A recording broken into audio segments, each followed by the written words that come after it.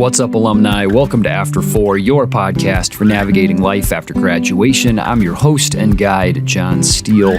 This week on After 4, we are hanging out with Erica Young Reitz, one of the leading experts on the post-graduation transition. In fact, Erica literally wrote the book on it back in 2016 with her IVP title, After College, Navigating Transitions, Relationships, and Faith.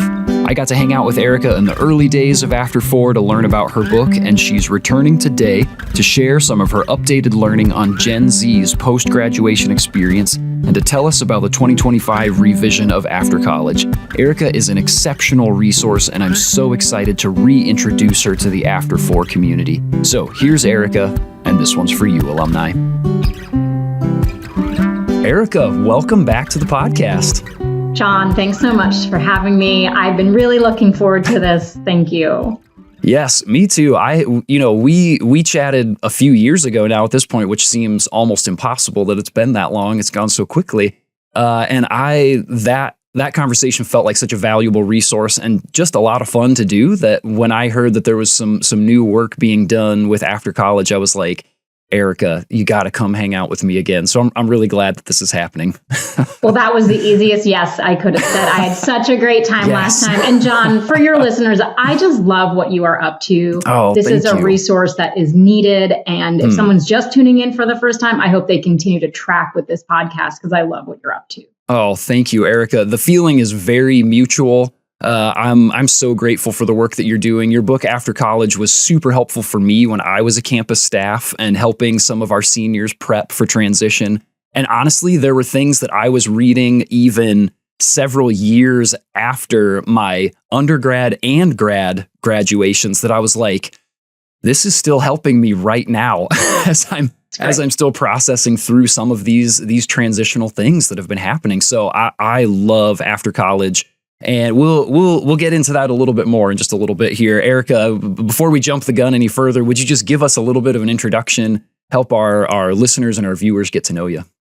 Thank you. I'm Erica Young Reitz, and I live in State College area, Pennsylvania, married to my husband, Craig, and we have two younger children, 10 and 12, and a fierce mini schnauzer named Boaz. That's awesome. I'm the founder of After College Transition, which is committed to equipping recent grads with the tools they need to thrive, and especially focused on those who work with recent grads, putting those proven tools in their hands. And I also work part-time for a leadership development company called Bartel & Bartel. I serve there as a leadership development specialist, getting to put all my good training into work in the lives of our clients, which is really fun work. That's really awesome. Yes, I love it. It's so fun. And my undergrad is Messiah University, was Messiah College at the time. And then I went on to do my master's at Geneva College, my master's in higher ed. And when I was writing that master's thesis, I put the focus on that senior year transition. And that was really the fuel for the first book, for the After College book that came out in 2016, getting to talk to lots of alumni. And I was really asking the question, does intervention in the senior year make a difference for post-college thriving? And it was a resounding yes. And so that was encouraging and continued to inspire me to keep working in this area.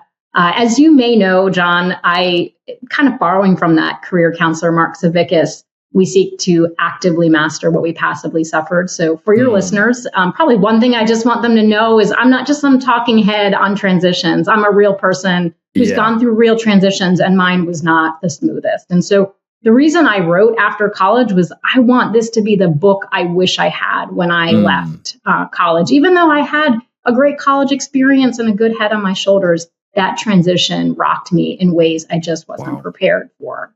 Yes. Oh, Erica, I can so identify with that. The move to much farther away from home, much farther away from the community that you had developed, just into even just like navigating a new town can really throw you off. And the better that we can prepare for that so that it doesn't feel like such a shock, we are all the better for it. And so I'm so excited that you're here to help some of our alumni do that, to provide us with a really good tried and true resource that's being updated and contextualized for them in this season.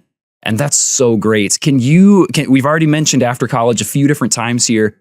As you said, the original came out in 2016, and now just this year, like in the last month or so, as of this recording. February 18th was the release date, so it is in the wild now, and that's awesome. Really an exciting season. Yeah, that's great. Well, can you just give us a brief introduction? We'll take some deeper dives here, but give us a brief introduction to the newest edition of After College. Yeah, I met with someone from an acquisitions editor from InterVarsity Press. The InterVarsity Press is the publishing house for the book. And remember talking through a number of different possible next projects. And then it sort of came up of like, do you want to update this? After College came out in 2016.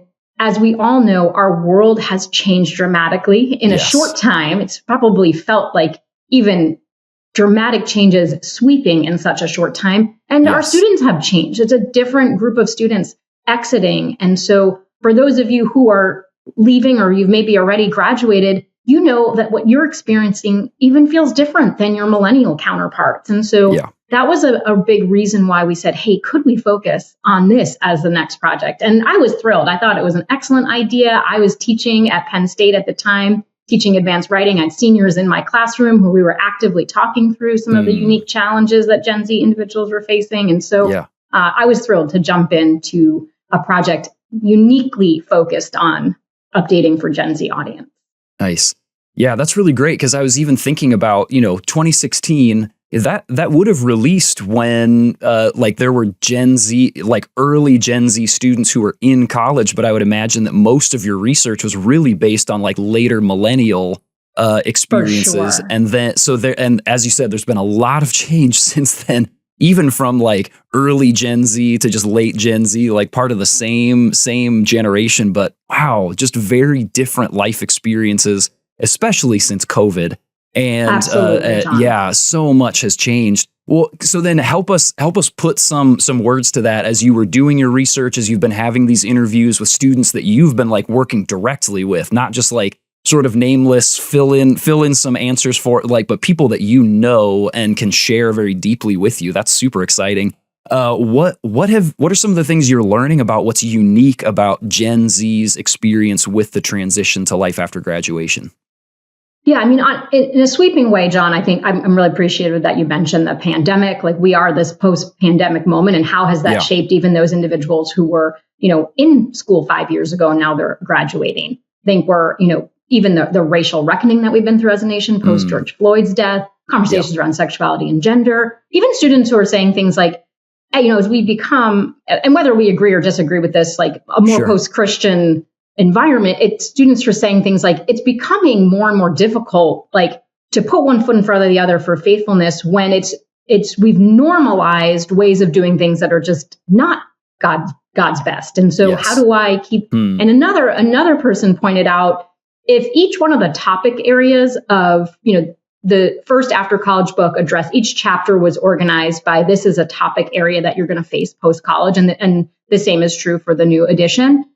If each one of these were an issue for those graduating when I wrote it the last time, these are even more magnified right now. Wow. So you take a topic like decision making, the current generation, and your listeners can speak to whether this rings true for them or not, but just the new anxieties around that, the pressure, even with just the rise of technology and so many of us caught up in this like perfectionism, the pressures that we feel from outside of us, from our parents, from ourselves. I think many of these areas are more magnified. And so I hope that in the book, you're hearing a voice from me that's like, I just want to come alongside you, help you take a deep breath. We can navigate these things together. And there's so much good on the other side.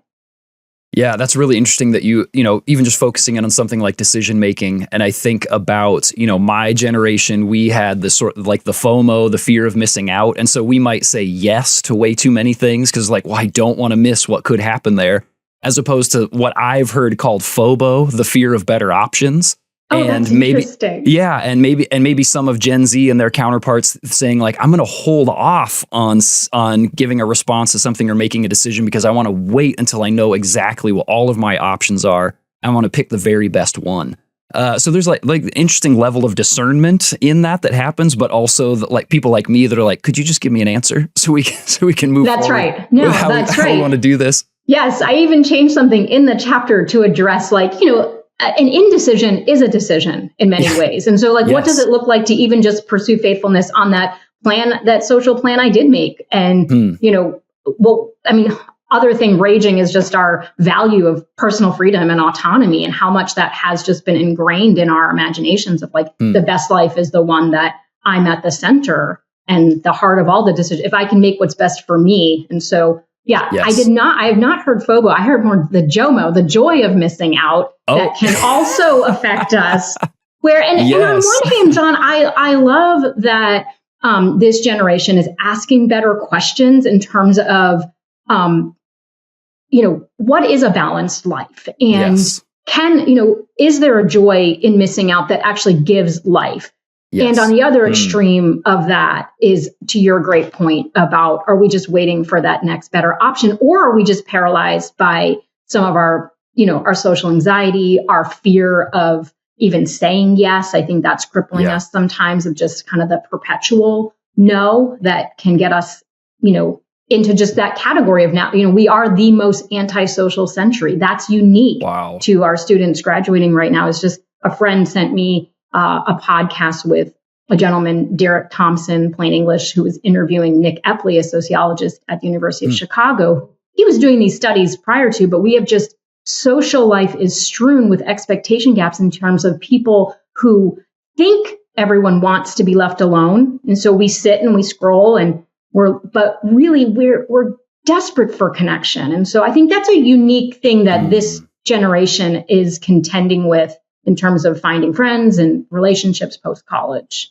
Yeah, that's interesting, because I think about my time in college. That was like the beginning of something like Facebook, which was made to create connections with people on campus specifically, and to develop some of those friendships and get to know people. And now we have just this inundation of ways to connect, which actually just makes it even harder to connect, because there's just too many things coming at us, too many invitations friend requests and profile, all of that stuff. And it can just feel really crippling, which is crazy, because we do long for connection. And yet we have so many invites to connect that it just can feel overwhelming, and like we don't actually know which ones to say yes to. And that feels different to me now than it did when I was in school, which, granted, like for our listeners, probably feels like it was a million years ago when I was in college. But Same. But yeah, so it's interesting to me then that you said so many of the topics that you touch on, it's not even necessarily, I mean, I'm sure that there are things that are unique, but that it's all of these are just all the more important. They have become magnified. And so it's not necessarily like, well, I had to sift through some of the content. It was like, no, I need to make it even more clear. Like this is a big deal. Yeah, that's really interesting. Yeah. Erica, is there an element of transition that seems in the interviews that you've done, the conversations that you've had? Because transition isn't just this scary, always hard, like there are exciting and fun things about it too. Are there elements of transition that you've noticed with Gen Z that they seem to have an easier time with, or they tend to have a better outlook on?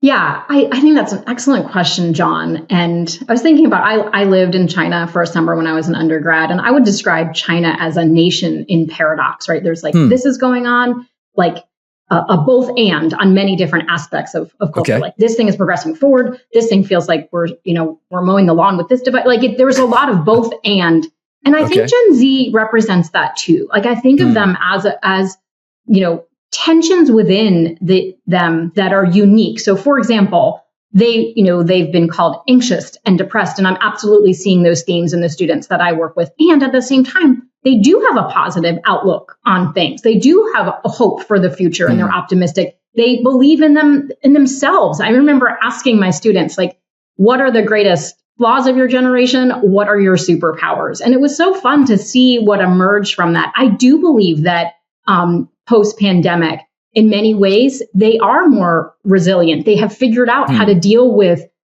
disappointment and their agility, and they can run faster and better because they've learned how to deal with things like that. Now, one group of researchers who have been interested in at Pepperdine says they may need help identifying those resiliency skills, that they're there, but we can come alongside and help name them. And if you're a Gen Z listener on this call, probably one of the greatest acts of resiliency you can pursue is just sharing your story, sharing if you hit bumps along the way, to talk about that. I believe Gen Z individuals are absolutely resilient. We just need to help keep uncovering what are those skills that we did learn in the pandemic. I think of this audience as incredibly imaginative and innovative, and even just from the ways they're brilliant at like thrifting and figuring out, like, I have this budget, I'm going to make this thing happen. I love that about Gen Z. And so I'm very, you'll read in the book, I am very pro Gen Z. I see your superpowers. If those listening on the call, if you've been inundated by messages of like, oh, your generation, I'm not about that. And I think there's in many of those things, we have to look and say, what are some of the challenges of this? So on the one hand, we're very much, Gen Z individuals aware of mental health issues, advocating for a better work-life balance. Where does that bleed into problematic aspect of like, oh, I'm just going to work my wage, which that so it can bleed into critiques if we run the thread fully through. And so we just want to be mindful of in this good thing, where could it get twisted into, okay, I want to work is just a hobby. And so don't ask anything more of me after 5 o'clock. That's it's interesting that you bring up work. That's a place I've gotten to have a few different conversations around, money and Gen Z and some of the like FIRE mentality, the financial independence, retire early. Some of that, and like as you said, some of the innovation that requires, the ability to sort of to live a different lifestyle a lot of times than what our culture would recommend, of like, man, it's your money, you earned it, treat yourself. And that so much of Gen Z is like, I'm going to be more thoughtful about the way that I spend my money. 100%. But then at the same time, like, is there something coming alongside that is there a depreciated value for work and just I want to try the right way to say that, not necessarily a depreciated value, but a perspective that's different of like, work is like a gift that God gave us. There is dignity to be found in work. There is elements of calling that we get to experience, and sometimes it's just good for us to have some weight of work. Yes, like a heavy duty truck works best when it's got a load in its trailer, like in the bed of the truck. And sometimes we're the same way. Like, you need some work in there to keep you balanced. And also, like, there's something about the monotony of work that brings joy to the other parts of our life. It adds a little perspective as well. And so it's just interesting to me that you talk, like, just some of those, like, there are two sides to this coin for every one of these conversations of like, the superpowers that they bring, but also Gen Z, some of the hangups that you might find that come right along with those superpowers.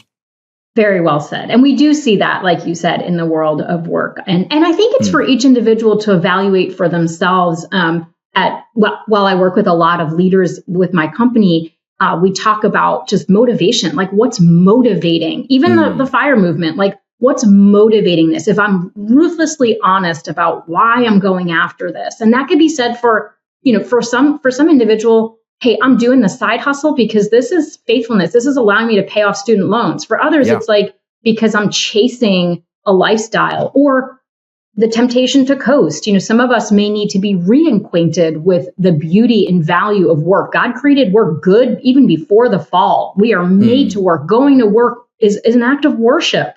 Yes. And so we may need to be reinvigorated with a deeply biblical view of work, that it is God's good gift to us. And on the other hand, maybe we've gotten caught up in the, as Michaela O'Donnell calls it, the always on demand, hustle. We're never resting culture and the pressures and the perfectionism that have cost us Sabbath keeping. And so there's, like you said, tensions within all of that.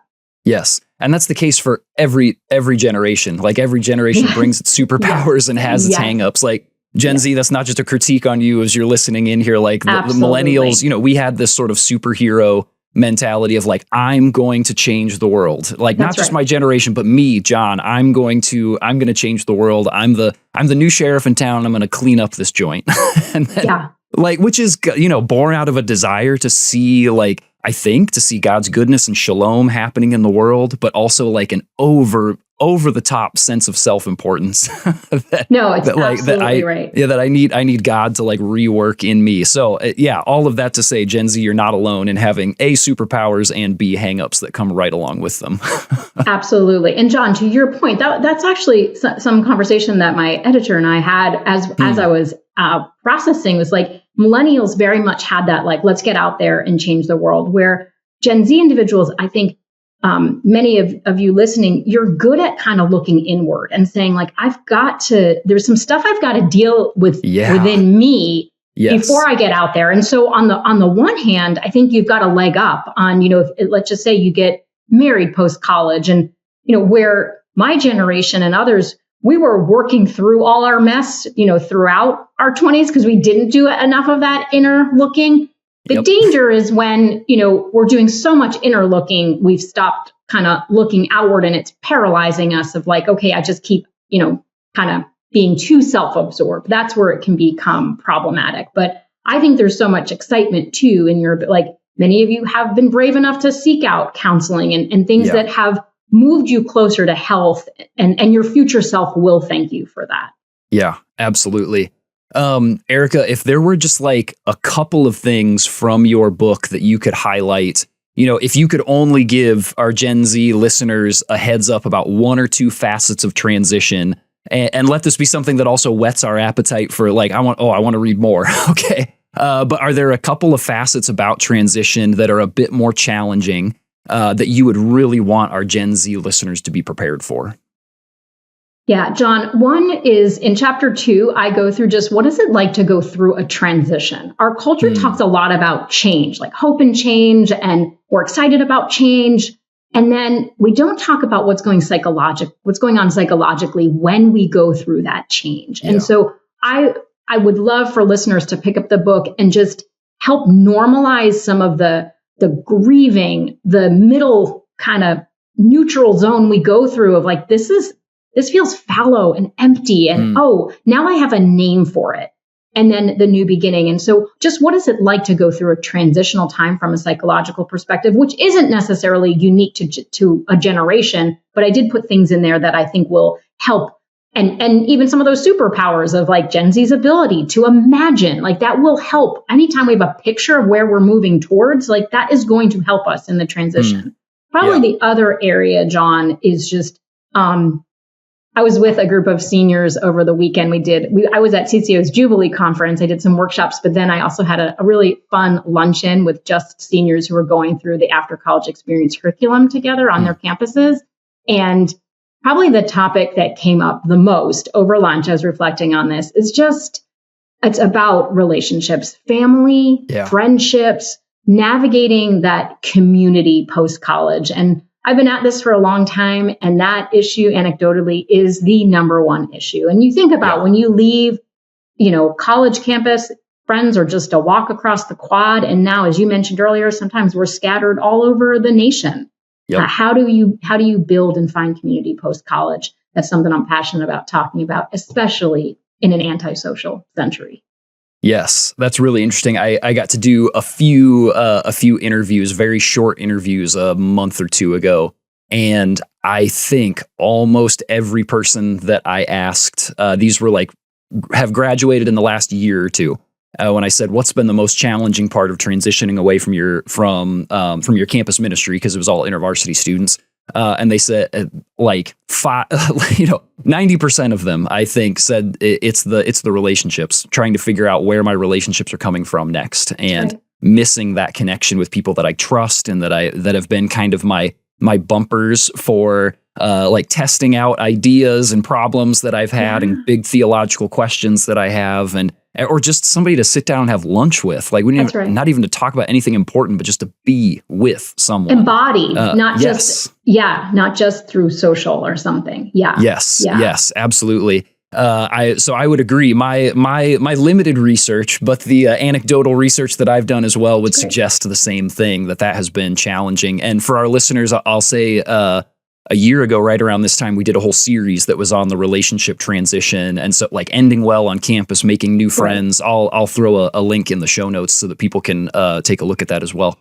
But your chapter 2 that you mentioned, is a lot of that based on William Bridges and his work with transition? Yes, okay. yes, absolutely. So if you heard notes of that, where he talks about the cycles of transition, ending, neutral zone, new beginning, yes, I give him full credit in the chapter. That's awesome. And then sort of think about, what does this mean from a faith perspective, and how do we wait well? How do we not over imagine a future that doesn't exist and look back with eyes that are not accurate in terms of just rose-colored glasses on our previous experience? And so all of those things helping make sense of the real moment we're really living, and the importance of doing that heart work. I mean, I do believe God does some of his best heart work in us during transitional times, but to be able to name what's going on and show up to it well, that's what the chapter is trying to give tools for.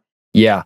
I have really appreciated the little bit of introduction that I've gotten to that model as well. As I think you already mentioned, just being able to give like a category for the part of experience that you're in. Like, I'm still on campus, so I'm not done, but I am ending. And so how do I end well? And how do I think about ending well? And is there some research that I can do and preparation I can do for this next phase? Because once you hit that neutral zone, like, you're sort of just you're in the middle of nowhere is what it feels like for a lot of the time.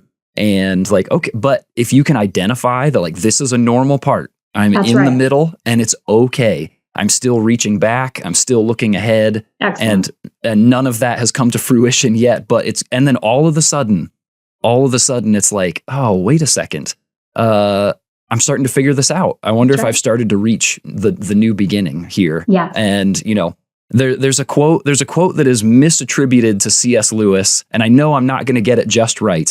But it is something about, like, isn't it amazing how every day can seem the same, but then you look back and realize that everything has changed. And that is like such an indicator of what it feels like to be in that new beginning, where you're like, oh, I'm still just going to work every day. I'm still just like driving the same streets every day. But then when you take stock, you're like, wait, but I know how to get where I'm supposed to go without using GPS. It's so good, John. And when I go to work, I have conversations with my coworkers that aren't just about the projects that we're doing. And or even just about all the questions I have. Someone actually asked me a question. Yeah, exactly. That those are indicators that you have started taking steps out of the neutral zone and into a new beginning right there. And that for each one of those things, it's like, okay, we don't do a good job of this in our culture. Like, you need to celebrate those moments when you recognize something like, oh, this is part of something new and something good. I'm going to celebrate. I'm going to call a friend, or I'm actually just going to treat myself to dinner tonight. Because dinner out somewhere, because I'm in a part of the new beginning and I should celebrate that. That's right, John. We should have something where people can write in about their new beginnings, because we don't have enough cultural rituals around that. Yes. And it's so important. It's so key to going through transitional times. Yeah. I thought a little bit about this, that, that our grads, our new alumni, like, they've spent, I think I can say literally decades, like 2 decades, get in the rhythm of school and like the kind of feedback that you get from that experience. At least 17 straight years. Yes, exactly. Yeah. Like, the better part of 20 years, you've been in this loop of school, and there's a particular amount of like consistent feedback that you get on your performance. And then you step into like a workspace or a church space. And a lot of times the only time you get feedback is either at your yearly review or if you've really screwed something up.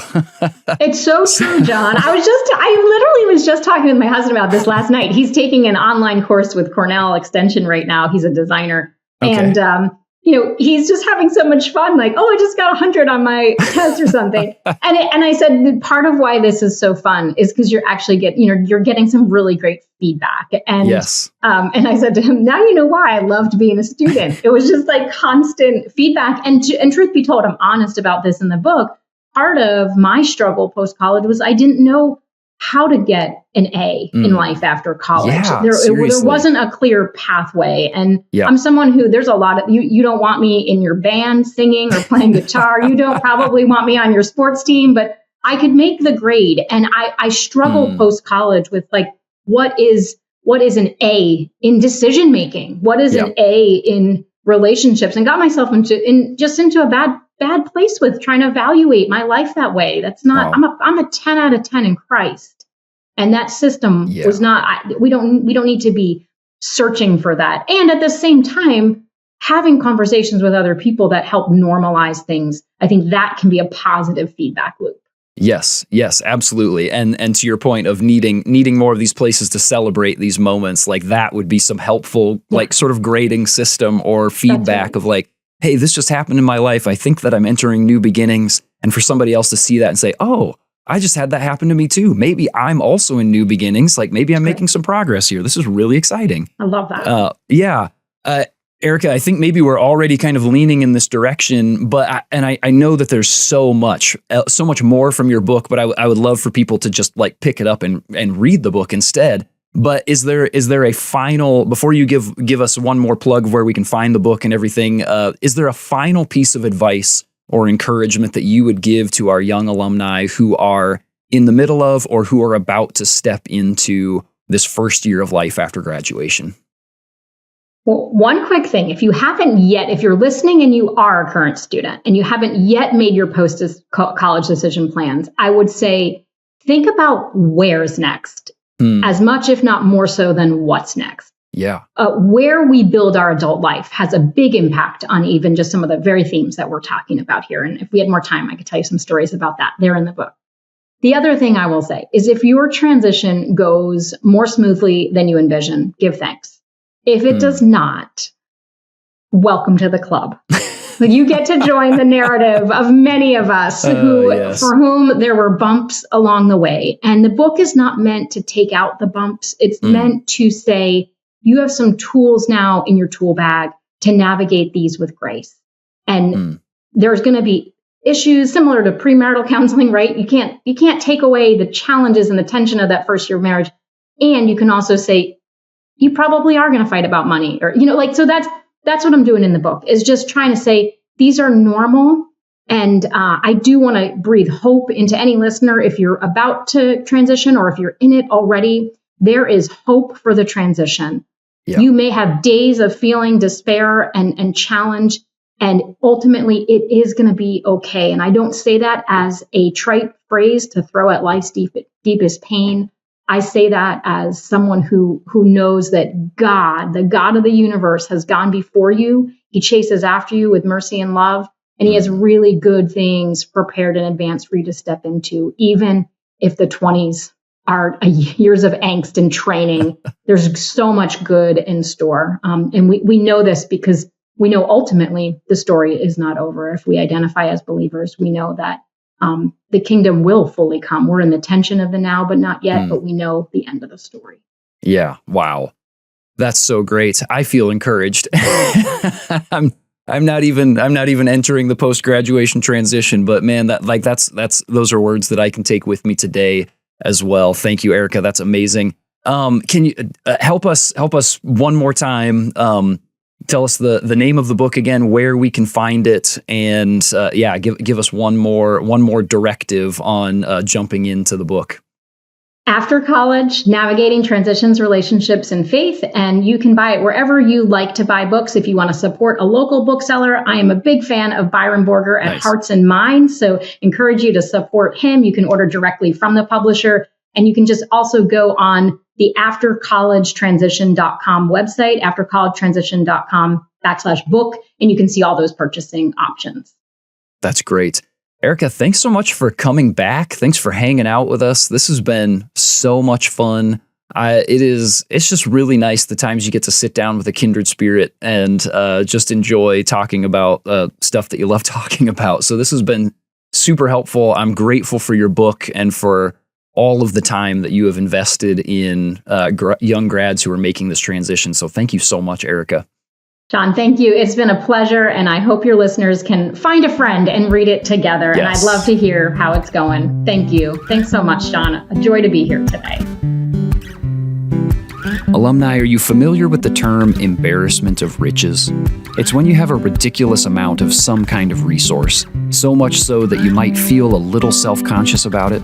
Well, in this case, we have an embarrassment of riches when it comes to the insightful and compassionate resource that we have in Erica Young Reitz and her book, After College.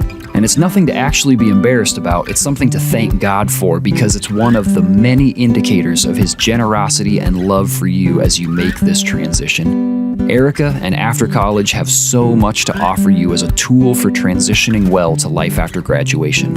Not to remove the bumps in the road, just like Erica said, but to give you the tools you need to navigate that bumpy road with skill and a whole lot of grace.